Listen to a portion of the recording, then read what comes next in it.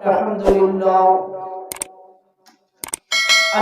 لله رب العالمين والعاقبة للمتقين والصلاة والسلام على سيد الأنبياء والمرسلين أما بعد فأعوذ بالله من الشيطان الرجيم بسم الله الرحمن الرحيم أفحسبتم أنما خلقناكم عبثا وأنكم إلينا لا ترجعون صدق الله العظيم والحمد لله رب العالمين۔ منبر نور پر جلوہ بار علماء کرام، میرے آقا کے پیارے غلاموں، نوجوان ساتھیوں اور بزرگوں، پردے میں بیٹھ کر سننے والی میری ماں اور بہنیں، السلام علیکم ورحمۃ اللہ تعالی وبرکاتہ۔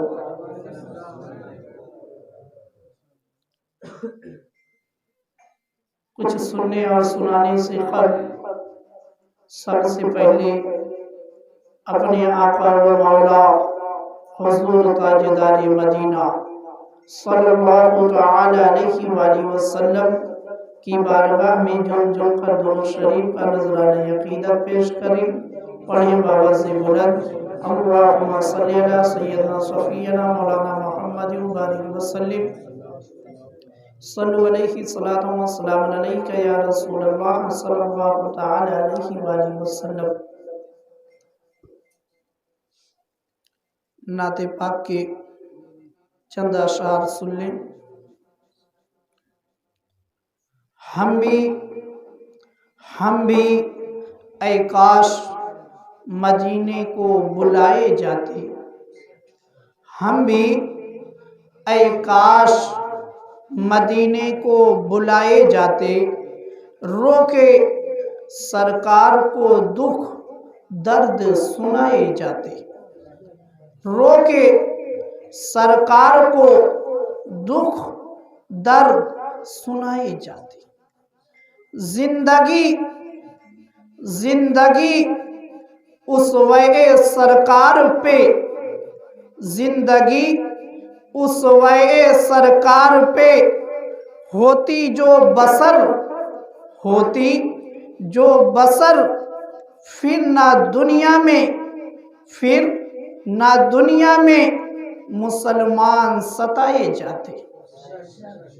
اگر آج کا مسلمان نبی کی سیرت پر، نبی کے بتائے ہوئے طریقے پر عمل کر لے تو کسی بھی دنیا دار کے اندر اتنی ہمت نہیں ہے کہ وہ کسی مسلمان کو ستا پائے، مگر کمی ہم اور آپ کے اندر آ گئی، جس کی وجہ سے آج مسلمان کو ستایا جاتا ہے۔ الحمدللہ رب العالمین والعاقبة للمتقين والصلاة والسلام على سيد الأنبياء والمرسلين أما بعد فأعوذ بالله من الشيطان الرجيم بسم الله الرحمن الرحيم أفحسبتم أنما خلقناكم عبثا وأنكم إلينا لا ترجعون صدق الله العظيم والحمد لله رب العالمين۔ منبر نور پر جلوہ بار علماء کرام، میرے آقا کے پیارے غلاموں، نوجوان ساتھیوں اور بزرگوں، پردے میں بیٹھ کر سننے والی میری ماں اور بہنیں، السلام علیکم ورحمۃ اللہ تعالی وبرکاتہ۔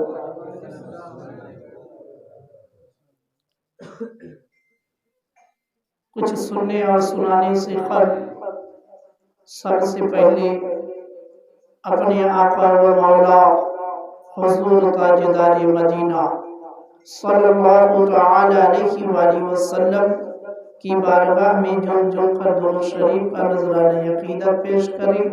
پڑھیں باوز بلند، اللہم صلی علی سیدنا صفینا مولانا محمد وبارک وسلم، صلو علیہ صلاۃ و سلام علیک یا رسول اللہ صلی اللہ تعالی علیہ وآلہ وسلم۔ نعت پاک کے چند اشعار سن لیں۔ ہم بھی اے کاش مدینے کو بلائے جاتے، ہم بھی اے کاش مدینے کو بلائے جاتے، رو کے سرکار کو دکھ درد سنائے جاتے، رو کے سرکار کو دکھ درد سنائے جاتے۔ زندگی اسوے سرکار پہ، زندگی اسوے سرکار پہ ہوتی جو بسر پھر نہ دنیا میں مسلمان ستائے جاتے۔ اگر آج کا مسلمان نبی کی سیرت پر، نبی کے بتائے ہوئے طریقے پر عمل کر لے تو کسی بھی دنیا دار کے اندر اتنی ہمت نہیں ہے کہ وہ کسی مسلمان کو ستا پائے، مگر کمی ہم اور آپ کے اندر آ گئی، جس کی وجہ سے آج مسلمان کو ستایا جاتا ہے۔ الحمدللہ رب العالمین والعاقبۃ للمتقین والصلاة والسلام علی سید الانبیاء والمرسلین، اما بعد فاعوذ باللہ من الشیطان الرجیم، بسم اللہ الرحمن الرحیم۔ افحسبتم انما خلقناکم عبثا وانکم الینا لا ترجعون، صدق اللہ العظیم والحمد للہ رب العالمین۔ منبر نور پر جلوہ بار علماء اکرام، میرے آقا کے پیارے غلاموں، نوجوان ساتھیوں اور بزرگوں، پردے میں بیٹھ کر سننے والی میری ماں اور بہنیں، السلام علیکم ورحمۃ اللہ تعالی وبرکاتہ۔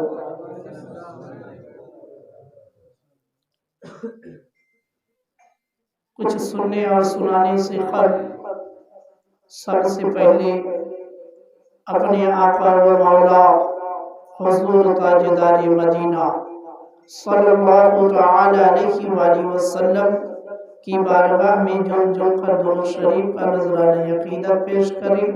پڑھیں باوز بلند، اللہم صلی علی سیدنا صفینا مولانا محمد وبارک وسلم، صلو علیہ صلاۃ و سلام علیک یا رسول اللہ صلی اللہ تعالی علیہ وآلہ وسلم۔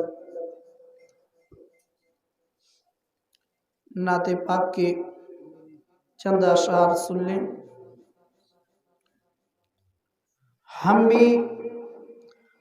بھی اے کاش مدینے کو بلائے جاتے، ہم بھی اے کاش مدینے کو بلائے جاتے، رو کے سرکار کو دکھ درد سنائے جاتے، رو کے سرکار کو دکھ درد سنائے جاتے۔ زندگی اسوہ سرکار پہ، زندگی اسوہ سرکار پہ ہوتی جو بسر، ہوتی جو بسر، پھر نہ دنیا میں مسلمان ستائے جاتے۔ اگر آج کا مسلمان نبی کی سیرت پر، نبی کے بتائے ہوئے طریقے پر عمل کر لے تو کسی بھی دنیا دار کے اندر اتنی ہمت نہیں ہے کہ وہ کسی مسلمان کو ستا پائے، مگر کمی ہم اور آپ کے اندر آ گئی، جس کی وجہ سے آج مسلمان کو ستایا جاتا ہے۔ زندگی اسوہ سرکار پہ، زندگی اسوہ سرکار پہ ہوتی جو بسر، زندگی اسوہ سرکار پہ ہوتی جو بسر، پھر نہ دنیا میں مسلمان ستائے جاتے۔ آؤ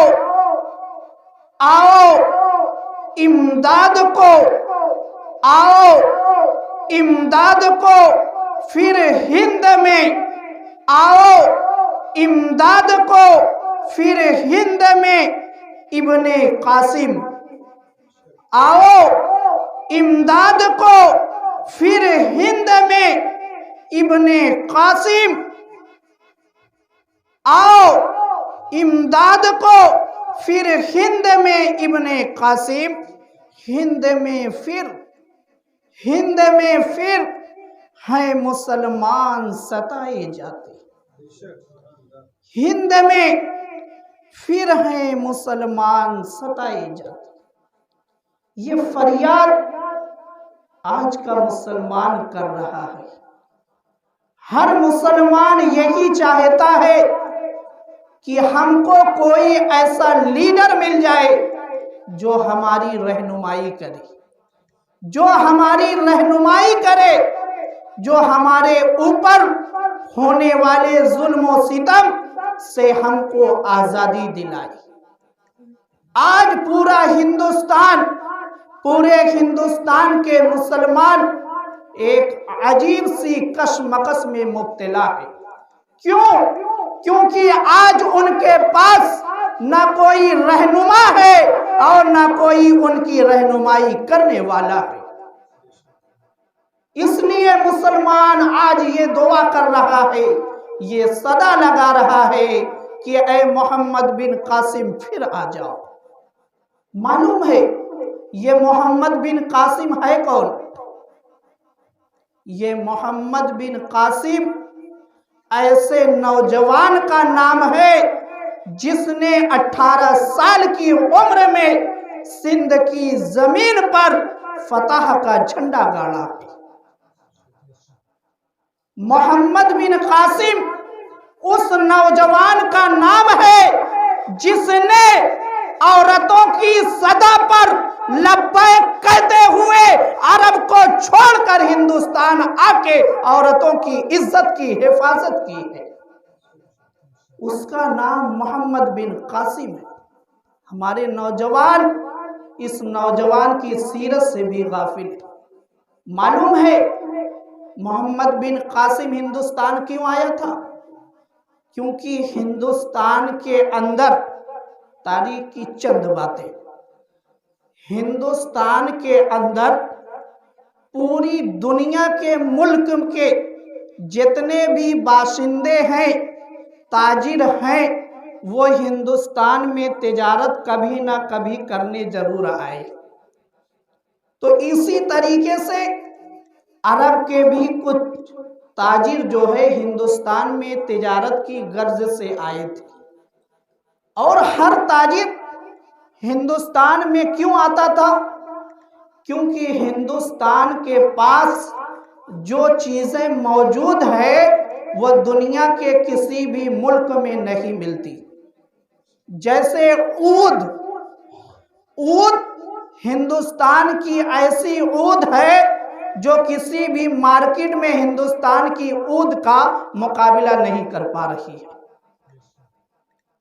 اسی طریقے سے کالی مرچ، جس کو اتہاس میں کالا سونا کہا جاتا ہے، اتہاس کے اندر کالی مرچ کو کالا سونا کہا گیا ہے۔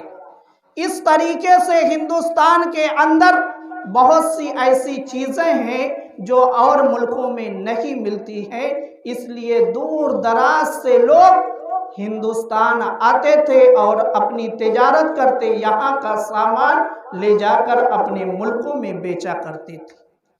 اور یہ ہندوستان کو فضیلت کہاں سے ملی؟ یہ برکت کہاں سے حاصل ہوئی؟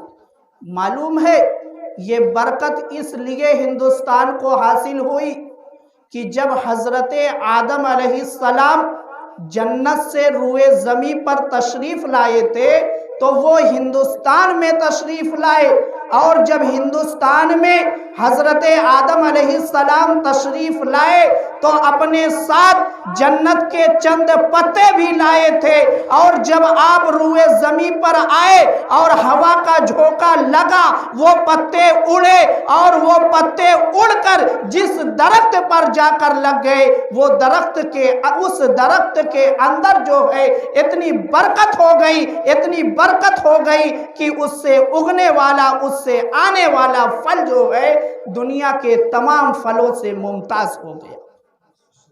یعنی حضرت آدم علیہ السلام کے ساتھ جو درخت کے پتے آئے تھے درخت سے لگے، اور وہ ہندوستان کے درختوں سے لگے، ہندوستان کے درختوں میں وہ پھل آیا کہ جس کا مقابلہ کوئی پھل نہیں کر پا رہا ہے۔ تو چند تجارت کرنے کے لیے چند تاجر جو ہے ہندوستان میں آئے تھے، تو ان کا انتقال ہو گیا۔ تو جب ان کا انتقال ہو گیا تو وہاں کا جو راجہ تھا اس نے ان کی عورتوں اور بچوں کو کچھ تحائف دے کر ان کے گھر واپس کر دیا، یعنی عرب کے لیے جہاز میں بٹھا دیا۔ اب یہ جہاز جب سندھ پہنچا ہے تو سندھ کے اندر اس جہاز کو لوٹ لیا جاتا ہے، اور جہاز کو لوٹنے کے بعد عورتوں کو اور بچوں کو قیدی بنا لیا گیا۔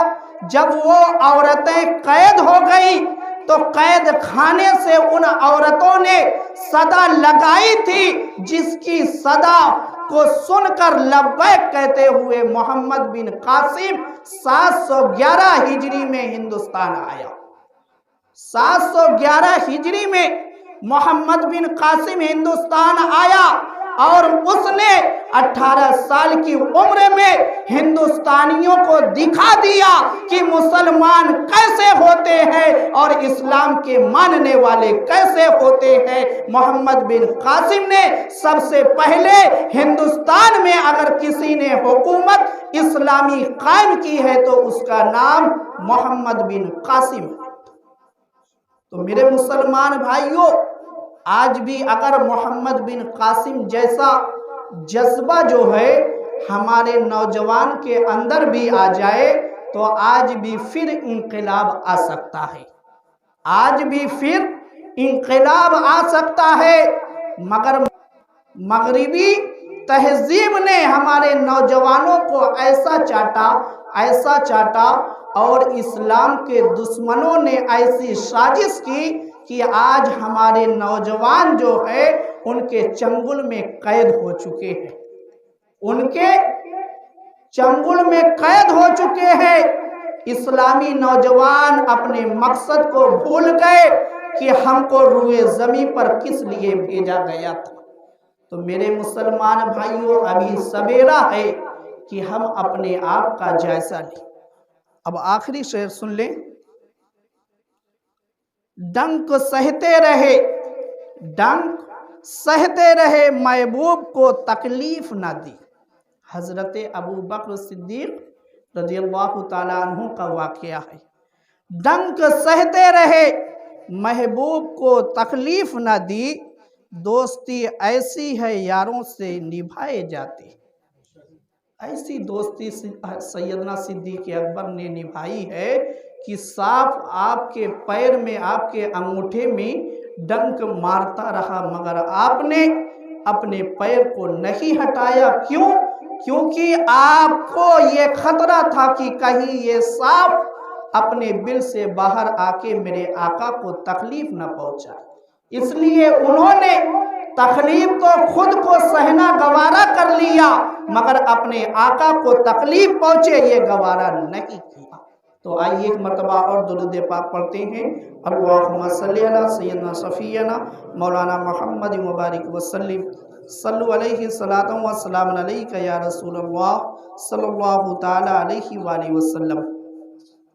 खुतबा मसनूना के बाद मैंने जिस आयत करीमा की तिलावत करने का शरफ हासिल किया है, सूरे मोमिनून के अंदर जो है अल्लाह ताला ने इरशाद फरमाया, अफ़ा हसिबतुम अन्नमा खलक़नाकुम अबसन व अन्नकुम इलैना ला तुरजऊन।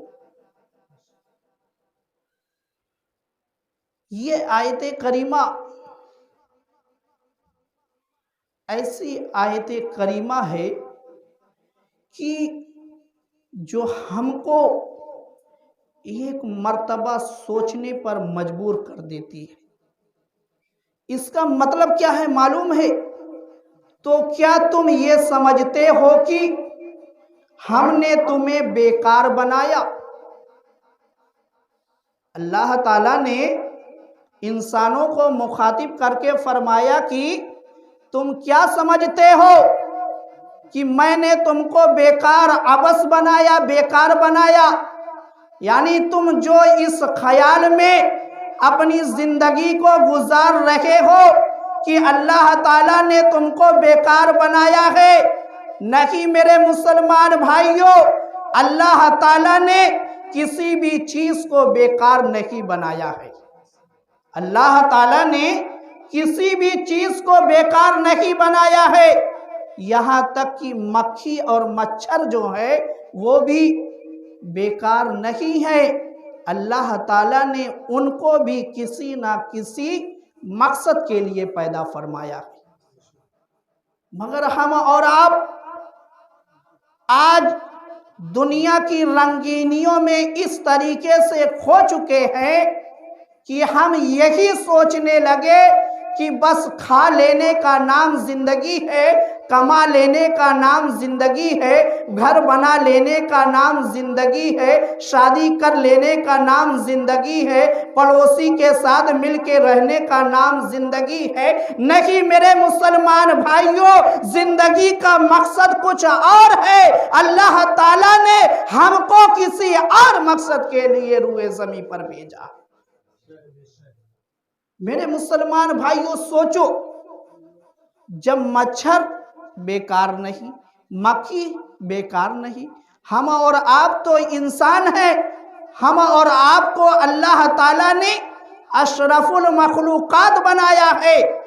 तो फिर हमारा मकसद क्या होगा? अल्लाह ताला ने किस लिए हमको पैदा किया होगा? हमने कभी इस पर रिसर्च नहीं किया। हमने कभी इस पर रिसर्च नहीं किया।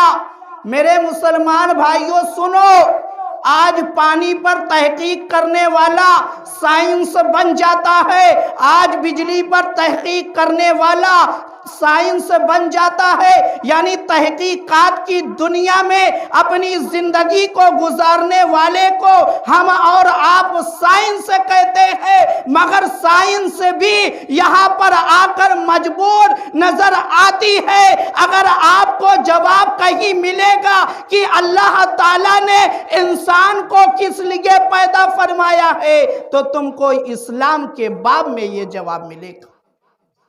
इस्लाम के बाब में ये जवाब मिलेगा कि अल्लाह ताला ने हमको क्यों पैदा फरमाया।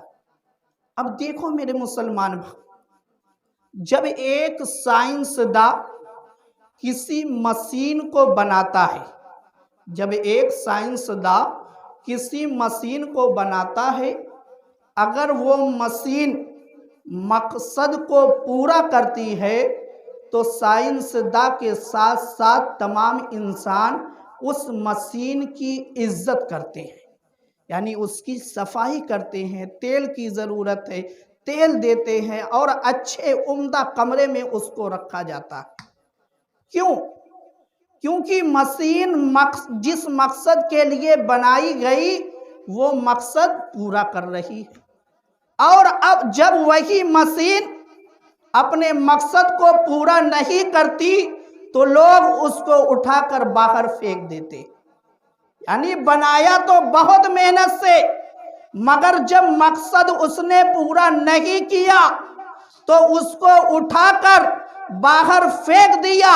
اب اسی طریقے سے سوچو میرے مسلمان بھائیوں، اللہ تعالیٰ نے ہم اور آپ کو پیدا کیا ہے، ہم اور آپ کو اللہ تعالیٰ نے پیدا کیا ہے، یعنی اللہ نے ہم اور آپ کو بنایا ہے۔ جب ہم اللہ تعالیٰ نے جس مقصد کے لیے ہم کو پیدا کیا ہے، ہم اور آپ اس مقصد کو پورا نہیں کریں گے تو ہمارا کیا حال ہوگا؟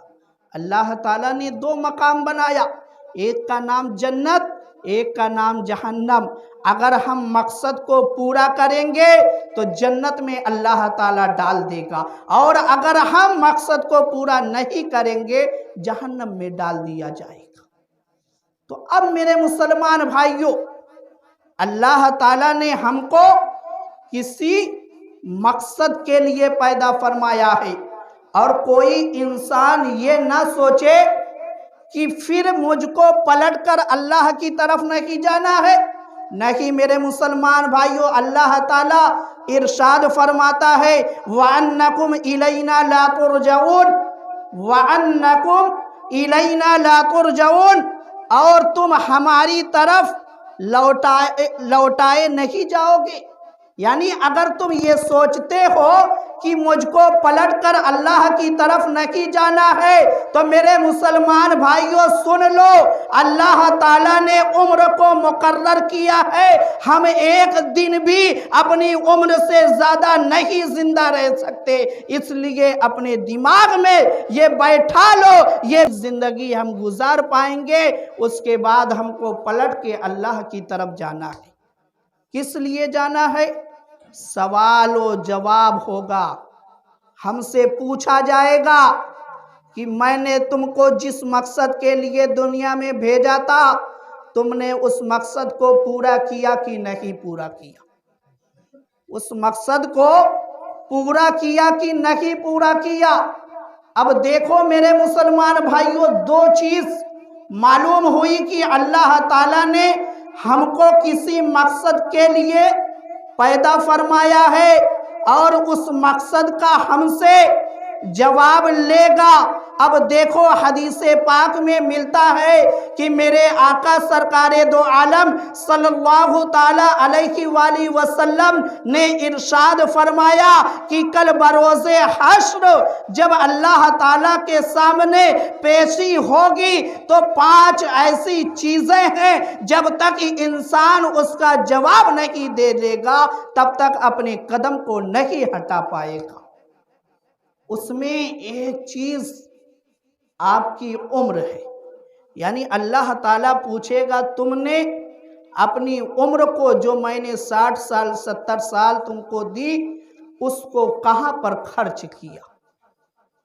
اب سوچو میرے مسلمان بھائیو، اللہ تعالیٰ پوچھے گا جو میں نے تم کو 60 سال کی عمر عطا فرمائی تھی تم نے اس کو کہاں پر خرچ کیا، کہاں پر صرف کیا؟ دوسری چیز پوچھی جائے گی کہ میں نے تم کو جوانی دی تھی تم نے جوانی کو کہاں پر خرچ کیا؟ یعنی ہم سے عمر کے بارے میں بھی پوچھا جائے گا اور جوانی کے بارے میں بھی پوچھا جائے گا۔ تو میرے مسلمان بھائیوں، اس حدیث پاک سے یہ واضح ہو گیا کہ اب ہم کو اپنی زندگی کے ایک ایک پل کو اللہ تعالیٰ نے ہم کو جس مقصد کے لیے پیدا کیا ہے اس مقصد میں صرف کرنا ہے، اس مقصد میں صرف کرنا ہے، چاہے بچپن کا عالم ہو یا جوانی کا عالم ہو یا بڑھاپے کا عالم ہو، ہر عالم میں ہم کو اس مقصد کو پورا کرنا ہے، اس مقصد میں لگے رہنا۔ مگر ہماری اور آپ کی غفلت اتنی زیادہ بڑھ گئی کہ آج کے مسلمان یہ سوچتے ہیں کہ نماز صرف عالموں پر فرض ہے یا بوڑھوں پر فرض ہے۔ ہماری غفلت کا یہ عالم ہو گیا ہے کہ ہم اور آپ یہ سوچتے ہیں کہ نماز صرف یا عالموں پر فرض ہے یا بوڑھوں پر فرض ہے۔ آپ مسجدوں کا جا کر جائزہ لے لیں، آپ کو مسجدوں میں سب سے زیادہ تعداد اگر ملے گی تو بوڑھوں کی، ضعیفوں کی ملے گی۔ آخر ہمارے نوجوان کہاں چلے گئے؟ کون سی دنیا میں کھو گئے؟ کون سی نیند میں چلے گئے؟ میرے مسلمان بھائیوں جاگو، ابھی سویرا ہے، ورنہ کل جو ہے جب تمہاری روح قبض کر لی جائے گی تو تم لاکھ تڑپڑاتے رہو گے مگر پھر بھی کچھ کام نہیں آئے گا۔ جب انسان مر جائے گا تو وہ اللہ کی بارگاہ میں ایک بار یہ عریضہ کرے گا، جب وہ دیکھے گا، فرشتوں کو دیکھے گا، عذاب کو دیکھے گا، جنت کو دیکھے گا، جہنم کو دیکھے گا، تو رب کی بارگاہ میں عرض کرے گا کہ مولا مجھ کو ایک موقع اور دے دیا جائے، مجھ کو ایک موقع اور دے دیا جائے، مجھ کو پھر سے دنیا میں بھیج دیا جائے، میں تیری عبادت ہی تیری عبادت کروں گا۔ تو میرے مسلمان بھائیوں، پچھتانے کا موقع چھوڑو، ابھی آپ کے پاس وقت ہے۔ اللہ تعالیٰ نے آپ کو طاقت دی ہے، اللہ تعالیٰ نے آپ کو عقل دی ہے، اور اللہ تعالیٰ نے آپ کے اوپر عبادتیں فرض کی ہے۔ اب میرے مسلمان بھائیوں، کچھ انسان کیا سوچتے ہیں؟ یہ سوچتے ہیں کہ ابھی میرے پاس طاقت ہے، جو طاقت کم ہو جائے گی تب میں نماز پڑھنا شروع کر دوں گا۔ یا کچھ لوگ یہ سوچتے ہیں کہ ابھی میں بچہ ہوں، یعنی میری عمر کم ہے، جب میں ضعیفی کے عالم میں پہنچوں گا تب نماز پڑھوں گا۔ یا ابھی میرے پاس فرصت کا وقت ہے، جب میں مشغول ہو جاؤں گا کاموں میں تب میں نماز پڑھنا شروع کر دوں گا۔ نہیں میرے مسلمان بھائیوں، وہ انسان عقل مند نہیں ہے۔ عقل مند وہ انسان ہے جس کے پاس فرصت کا وقت ہے، وہ اس ارادے سے عبادتوں کو کر رہا ہے کہ کل پتہ نہیں مجھ کو موقع ملتا ہے کہ نہیں ملتا ہے، جو اللہ تعالیٰ نے آج مجھ کو فرصت کا وقت دیا ہے میں اس میں زیادہ سے زیادہ اللہ کی عبادت کروں۔ یہ عقل مندی کی، یعنی عقل مند ہونے کی پہچان ہے۔ تو میرے مسلمان بھائیوں، اللہ تعالیٰ نے ہم اور آپ کو اس عظیم نعمت سے نوازا ہے، اپنی عقل مندی، اپنے آپ کو عقل مند ہونے کا ثبوت دے، اور اللہ نے ہم کو جس مقصد کے لیے پیدا کیا ہے ہم اس مقصد کو پورا کرنے میں لگ جائیں۔ میرے مسلمان بھائیوں، معلوم ہے آج ہندوستان کے اندر مسلمان سب سے زیادہ کیوں پریشان ہے؟ کیوں پریشان ہے؟ تو اس کی دو وجہ ہے۔ پہلی وجہ یہ ہے کہ پہلی وجہ یہ ہے کہ جنگ آزادی کے بعد مسلمانوں کے ہاتھوں سے تمام کاروبار چھین لیا گیا، اور دوسری وجہ یہ ہے کہ مسلمان اپنے مقصد کو بھول گیا، اپنے مقصد کو مسلمان بھول گیا، اسی لیے آج کا مسلمان پریشان ہے۔ رزق دینے والا تو اللہ ہے، اس نے اپنے ذمہ کرم پہ کیا ہے کہ میں تم کو رزق دوں گا، اب دیکھو میرے مسلمان بھائیوں، جو کیڑے مکوڑے زمین کے اندر رہتے ہیں، جب اللہ ان کو رزق دے سکتا ہے تو ہم اور آپ کو رزق کیوں نہیں دے سکتا؟ اگر ہم اس کے فرما بردار بندے بن جائے، وفادار بندے بن جائے، تو یقیناً اللہ تعالیٰ کا فضل و کرم ہم پر ہوگا۔ اب میرے مسلمان بھائیوں، ہم جب دنیا میں آ گئے، پہلی چیز کیا پتا چلا؟ مقصد کے تحت آئے، کسی مقصد کے تحت آئے، اور اس کے بارے میں کل قیامت کے دن پوچھا جائے گا۔ اب ہم کو زندگی کے اندر جو اپنے ایام کو گزارنا ہے، تو کیا آزادی کے ساتھ ہم کو گزارنا ہے؟ یعنی ہم کچھ بھی کرتے رہیں، کچھ بھی کرتے رہیں؟ نہیں میرے مسلمان بھائیوں، اللہ تعالیٰ نے اس کے بارے میں بھی قرآن مجید میں بتایا کہ اَيَحْسَبُ الْإِنسَانُ أَن يُتْرَكَ سُدًى، کیا آدمی اس گھمنڈ میں ہے کہ اسے آزاد چھوڑ دیا گیا ہے؟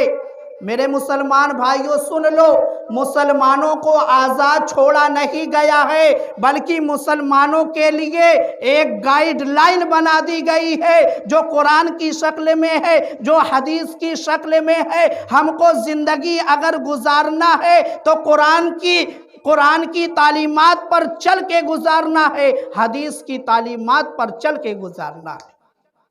یعنی ہم کو کب سونا ہے، کب چلنا ہے، کب اٹھنا ہے، کب بیٹھنا ہے، کیسی گفتگو کرنا ہے، کیا دیکھنا ہے، کیا نہیں کرنا ہے، یہ ایک گائیڈ لائن ہے۔ اب کسی کے دماغ میں یہ سوال آ سکتا ہے، پھر تو اسلام نے ہم کو مجبور کر دیا۔ نہیں میرے مسلمان بھائیوں، اسلام نے ہم کو مجبور نہیں کیا ہے، کیونکہ جس کے پاس قانون ہوتا ہے وہ دنیا سے ممتاز ہوتا ہے۔ ہمارے پاس ایک ایسا مضبوط قانون ہے جس کی وجہ سے ہم نے پوری دنیا پر حکومت کی ہے، اور جنت کے حقدار بھی بنے ہیں اور جہنم سے آزاد ہوئے ہیں، کیونکہ ہمارے پاس قرآن کی شکل میں، حدیث کی شکل میں قانون موجود ہے۔ اب آپ دنیاوی طور پر دیکھ لے، جس ملک کے پاس قانون نہیں ہے، اس ملک کا شمار جو ہے کسی بڑی حیثیت پر، کسی بڑے مقام پر نہیں ہوتا ہے۔ کیوں؟ کیونکہ اس کے پاس اپنا قانون، خود کا قانون نہیں ہے۔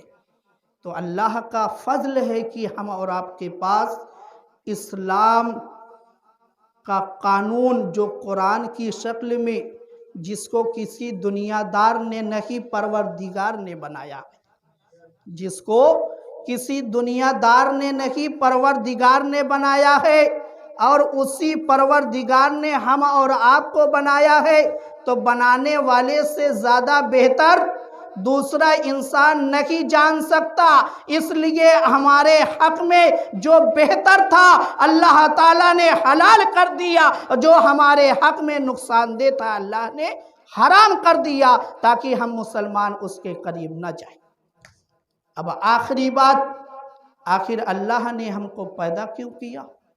تو قرآن مجید کے اندر اللہ تعالیٰ نے ارشاد فرمایا، وَمَا خَلَقْتُ الْجِنَّ وَالْإِنسَ إِلَّا لِيَعْبُدُونِ، وَمَا خَلَقْتُ الْجِنَّ وَالْإِنسَ إِلَّا لِيَعْبُدُونِ۔ اللہ تعالیٰ نے اس آیت کریمہ کے اندر واضح کر دیا کہ میں نے انسانوں کو اور جناتوں کو اپنی عبادت کے لیے پیدا کیا۔ اللہ نے اس آیت کریمہ کے اندر واضح کر دیا کہ میں نے جناتوں کو، انسانوں کو اپنی عبادت کے لیے پیدا کیا ہے۔ اب میرے مسلمان بھائیوں غور کرو، صرف نماز پڑھنا عبادت نہیں ہے، بلکہ راستے سے پتھر کا ہٹا دینا بھی عبادت ہے۔ اپنی ماں کے چہرے کو، اپنے والدین کے چہرے کو، اپنے والدین کے چہرے کو دیکھنا بھی عبادت ہے محبت کی نظر سے، اور اپنے بھائی، अपने बड़े भाई का अदब करना, छोटों से मोहब्बत करना और रिश्तेदारों का हक अदा करना, ये भी इबादत है, ये भी इबादत है। यानी शरीयत ने जिस जिस काम करने का हमको हुक्म दिया है, जब हम उस पर अमल करेंगे तो हमको सवाब मिलेगा। अब वो चाहे छोटा काम हो या बड़ा काम, मगर तमाम इबादतों में सबसे अफजल इबादत, अफजलुल इबादात नमाज है, अफजलुल इबादात नमाज है। और नमाज हर मुसलमान आकिल बालिग मर्द औरत पर फर्ज है। यानी नमाज हर मुसलमान आकिल बालिग मर्द व औरत पर, यानी हर मुसलमान पर फर्ज है। अब जो बालिग होगा उसके ऊपर नमाज फर्ज है। अब जब वो नमाज को नहीं अदा करेगा तो वो अपने मकसद से गाफिल है, वो अपने मकसद से गाफिल है। यानी अल्लाह ने जिस मकसद के लिए हमको पैदा किया है, हम उस मकसद से गाफिल है। और नमाज ही पढ़ने वाला, अल्लाह ने कुरान के अंदर बताया, नमाज ही पढ़ने वाला कामयाब है, वही फलाह पाने वाला है। क़द अफ़लहल मुअमिनून अल्लज़ीना हुम अन सलातिहिम ख़ाशिऊन। अल्लाह ने इस आयत के अंदर वाज़े कर दिया है कि जो नमाज खुशू और खुजूह के साथ अदा करता है वो कामयाब हो जाएगा, वो कामयाब हो गया है। तो मेरे मुसलमान भाइयों, आप नमाज अदा करें और शरीयत के बताए हुए कानून पर अमल करने की कोशिश करें। और कमाना धमाना ये तो हमको ज़िंदगी भर करना है, मगर इंसान का पेट ऐसा है जो कभी भरने वाला नहीं है। इंसान का पेट ऐसा है जो कभी भरने वाला नहीं है। इंसान का पेट सिर्फ एक ही चीज़ भर सकती है, जिसका नाम मिट्टी है। जब हम कब्र में चले जाएंगे ऑटोमेटिक हमारा पेट भर जाएगा। जब तक हम ज़मीन के ऊपर रहेंगे, कोई गरीब है तो अमीर बनने की कोशिश करेगा, कोई अमीर है तो लखपति बनने की कोशिश करेगा, और कोई लखपति हो जाएगा तो करोड़पति बनने की कोशिश करेगा, यहाँ तक कि वो कब्र में चला जाएगा, यहाँ तक कि वो कब्र में चला जाएगा, मगर उसका पेट नहीं भरेगा। इसलिए मेरे मुसलमान भाइयों, आप काम काज भी करें, आप काम काज भी करें, मगर उसमें से वक्त निकाल के अल्लाह की इबादत भी किया करें, नमाज की पाबंदी करें, और जो अच्छे काम हैं उस पर अमल करें। और बिलखुसूस जो है, मैं नौजवान भाइयों से ये गुजारिश करता हूँ कि वो भी अपने वक्तों में से निकाल कर मस्जिद में आए और अल्लाह की इबादत करें। जिस काम में आज आप मसरूफ़ है, इस्लाम के दुश्मन तो वही यही चाहते थे कि नौजवानों को किसी भी तरीके से रास्ते से हटाया जाए, उनको बेइल्म किया जाए, बेअमल किया जाए, ताकि उन पर काबू पाया जा सके। तो मेरे मुसलमान भाइयों, नमाज का बिलखुसूस एहतमाम करें, अल्लाह ताला आपको ज़रूर कामयाबी अता फ़रमाएगा। रब काबा की बारगाह में दुआ है कि मौला ताला हम सब को 5 वक्ता नमाज अदा करने की तौफ़ीक़ अता फ़रमा। ऐ परवरदिगार आलम, हम सब को 5 वक्ता नमाज अदा करने की तौफ़ीक़ अता फ़रमा। ऐ परवरदिगार आलम, अपने महबूब सरकार दो आलम नूर मुजस्सम सल्लल्लाहु तआला अलैहि वसल्लम के सदक़े में हम सब को 5 वक्ता नमाज अदा करने की तौफ़ीक़ अता फ़रमा। ऐ परवरदिगार आलम, हम सब की पेशानियों में सजदे की तड़प पैदा फ़रमा। ऐ परवरदिगार आलम, हम सब की पेशानियों में सजदे की तड़प पैदा फ़रमा। ऐ परवरदिगार आलम, हम सब को प्यारी प्यारी सुन्नतों पर अमल करने की तौफ़ीक़ अता फ़रमा। ऐ परवरदिगार आलम, हम सब को प्यारी प्यारी सुन्नतों पर अमल करने की तौफ़ीक़ अता फ़रमा। ऐ परवरदिगार आलम, اس بزم پاک کو جس مقصد سے رچایا سجایا گیا ہے مولا مرحوم کی قبر پر رحمت و نور کی بارش کر اور ان کو جنت میں اعلیٰ مقام عطا فرما مولا ان کی تمام گناہ کبیرہ گناہ صغیرہ کو معاف فرما دے مولا ان کی تمام گناہ کبیرہ گناہ صغیرہ کو معاف فرما دے اور ان کی قبر پر رحمت و نور کی بارش کر مولا تمام اہل ایمان کی مغفرت فرما مولا تمام اہل ایمان کی مغفرت فرما مولا تمام اہل ایمان کی مغفرت فرما اور جو ہمارے مرحومین ایمان کے ساتھ قبروں میں جا چکے ہیں نظروں سے اوجھل ہو چکے ہیں مولا ان سب کی بھی مغفرت فرما مولا ان سب پر بھی اپنا فضل و کرم نازل فرما ہم سب پر اپنا فضل و کرم نازل فرما مولا بالخصوص اہل خانہ پر اپنا فضل و کرم نازل فرما مولا بالخصوص ہم سب کے والدین پر